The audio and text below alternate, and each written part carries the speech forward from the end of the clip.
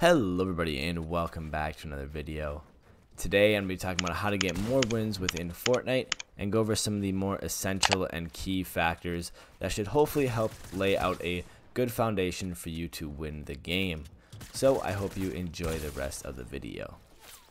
So the biggest tip that I can give you all is trying to reduce your overall luck that you have to depend on. Now what I mean by this in a couple different ways is essentially making sure that you're not taking unnecessary risks. And now one of the biggest ones is your landing. Now if you land somewhere like Tilted, it's typically a lot more luck dependent, as it depends on what kind of guns you get and who lands on you and such, because it is a very highly contested area. Now, for example, if you land somewhere on the outside of the map, say Lucky Landing or Junk Junction, somewhere where not many players land in a pub match, you're going to have a lot easier time trying to get loot and get mats and such, as there will be nobody near you.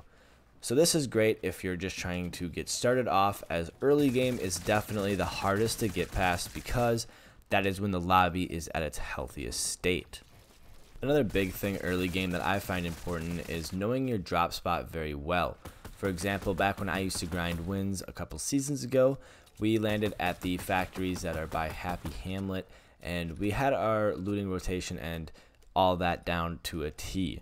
And that kind of helps out a lot. For example, if you have other players there, you know exactly what is going on in that POI, and you kind of have that upper hand against them.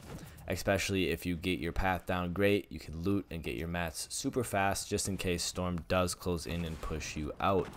As well, especially with the newest update yesterday that includes vending machines giving away a free item every single time, changing up your drop spot to be somewhere with a lot of vending machines might be a great idea, as vending machines work really great now and are honestly essential to getting a pretty solid loadout early game. Now mid game is just as important as early game, as this is when you're going to have to rotate out of your beginning POI. And if you don't have all the loot or mats that you would typically like, it is important to have a couple different loot paths, especially with the Storm never knowing where it will go. It is important to know how to rotate out of your beginning POI. That way you can kind of get yourself set up for endgame and hopefully get everything you need. Another big thing that I recommend is landing somewhere near some kind of rotation, and especially in Season 8 there is plenty of it. We have quads, drift boards, cannons, and as well as yesterday we now have the ballers. And those are kind of neat considering the fact they negate any sort of damage that will come to you, fall damage, bullets, and all of that. So they are kind of a free rotation in a sense, as you can kind of just roll around and not take any damage from anybody or anything. So it is a great way if you have to go in between mountains and such, as it will kind of block your head without you having to utilize any of your mats. One of the biggest things that I see a lot of players make the mistake of is fighting in zone or right directly on the edge. And this happens in normal and scrim games.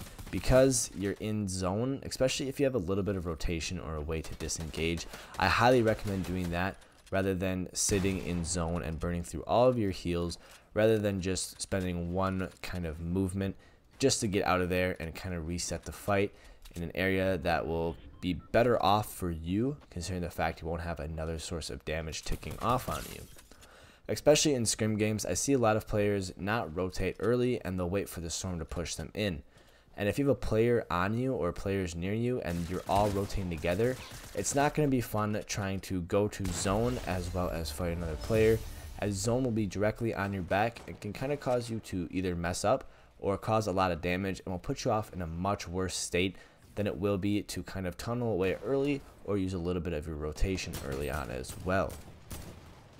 Once you do make it to late game, it is important to take your fights sparingly and smartly, considering the fact that there are a lot of players condensed down to a very small area. So you shooting at one player can mean 4 other players shooting right back at you. Now, as you can see in this clip, the way that I'm taking my shots is making sure that I'm protected from mostly every side, and I'm taking shots upwards because all of my sides are covered as I'm on high ground. Players really can't shoot back at me.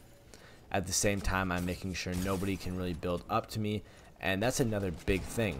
Being very aware of my surroundings, and more importantly in these late game situations, is even more important because there is so much going on, as there's 11 players in a sort of a smaller zone.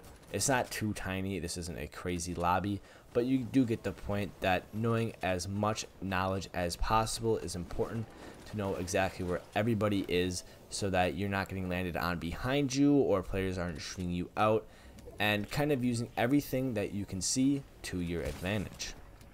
Alright, so that's going to wrap up the video there though. I hope you all did enjoy. Make sure to let me know what you thought about down in the comments. And if you have any ideas for any future videos as well, make sure to leave those down in the comments, as I'm always open to making any type of video that you guys are looking for. And I always appreciate some ideas.